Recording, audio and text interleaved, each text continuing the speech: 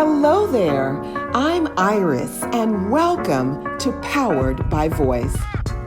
With over 12 years of work developing leaders and mentoring teen girls, I'm excited to extend my reach by helping you power your voice as a platform, not a performance, so that you are truly seen and heard. Join us. Well, hello, and welcome to Powered by Voice.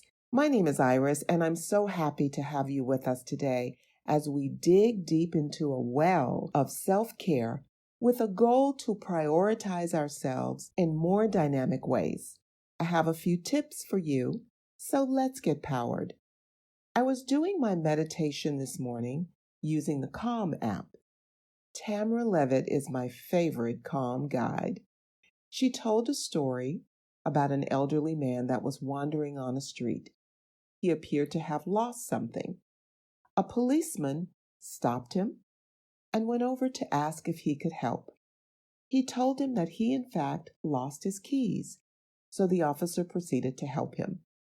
After a while of looking and not finding anything, he asked the elderly gentleman, "Are you sure that you lost your keys here?"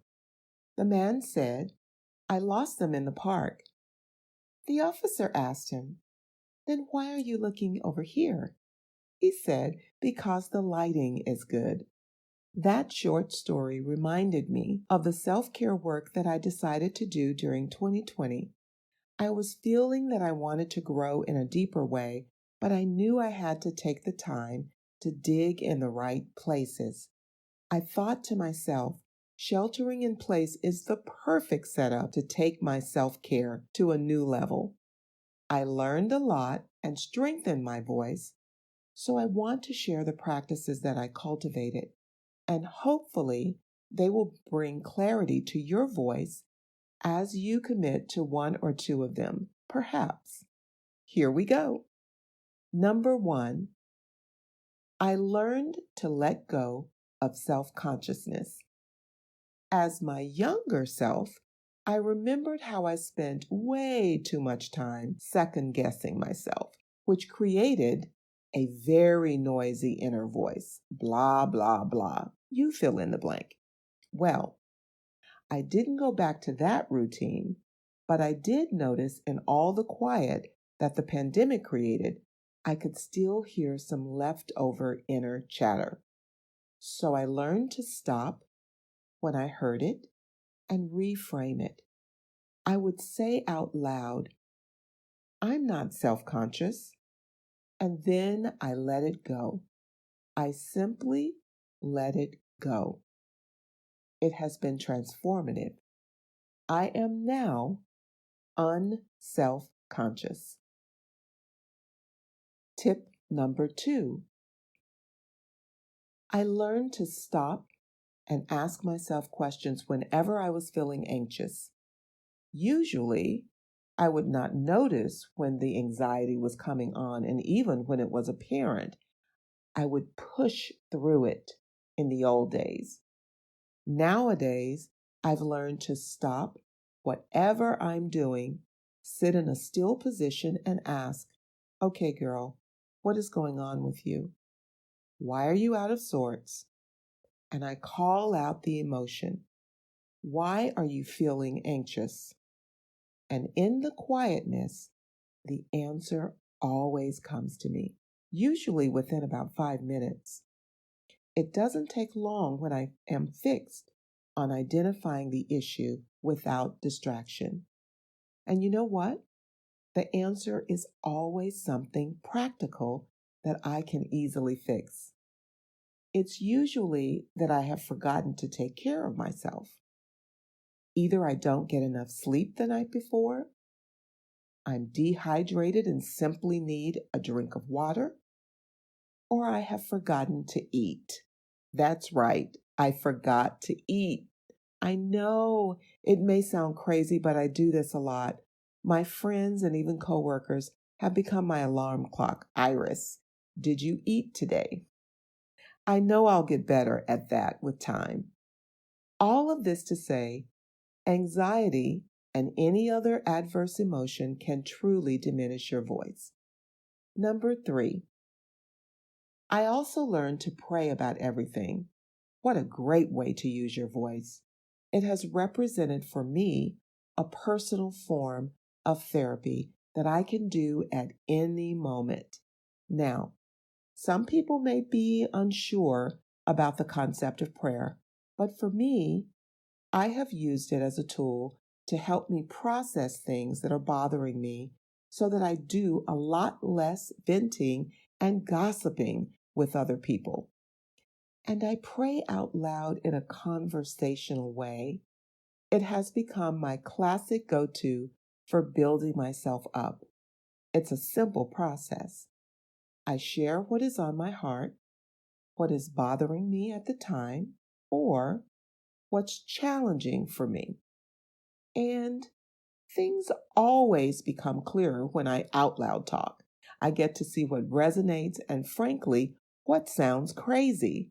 Like, girl, why are you worried about that? Move on. It also gave me a chance to say things that would be considered gossip if I said it to another person. You know those things when you are pissed at someone about something they said or did. If I say it in my prayer closet, yes, I actually sit in my closet to create intimacy, and I feel better. It takes the edge off, and no one is hurt in the process. It is a process of being intentional and seeking to understand and to process before spewing words in the open. I don't always walk away with answers, but I'm not really there for answers, but to let go of anything that is a distraction for me so that I can live my best life, as Oprah would say. Number 4. Okay, this one might render a chuckle from you. I once took a laughter yoga class. Have you heard of this? It was so much fun. There were at least 50 people, maybe even more, walking around a room, looking at each other, and deciding when to burst into laughter. There were bursts and chorus of laughter for no apparent reason. Look it up if you've never tried it.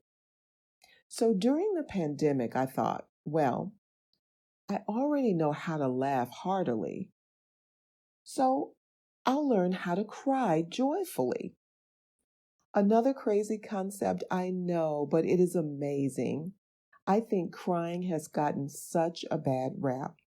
When I think of all the times I've said defiantly, I'm not going to cry, whether it was a situation that was emotional or a challenging day at work, I always felt it was a sign of weakness. Well, I'm here to say crying is good. It has a way of creating a clean slate. We don't realize how many things we're holding on to until we release them. So, by crying about the things that are wonderful in your life, and these can be simple things, it makes room for tears over painful things when they are needed. So, my tip for you is to let go of your uncried tears. It will refresh your voice for sure. As Dale E. Turner said, tears are a safety valve of the heart when too much pressure is laid upon it. Okay, we're digging in the right places. I have one more thing to unearth. Number 5. Now, I touched on this one last week, but it bears repeating. I learned to practice being still. And again, this is not easy. We all know how to be incessantly busy, but it can be a challenge to spend time being quiet. This is different than the quiet that comes with sipping a cup of tea or reading a good book or listening to music. Those are passive acts. This practice is choosing to actively be still. Try it. If nothing else, it teaches us how to actively listen, and learning to listen is definitely a route to speaking better using the power of your voice. Remember that by looking inward, you'll always strengthen your voice. It's a great place to dig. So let's reflect using our mantra. 3 simple questions we ask of you. What are your first impressions of today's discussion? How does this make you feel? And what sparked your curiosity? Until next time, ciao for now.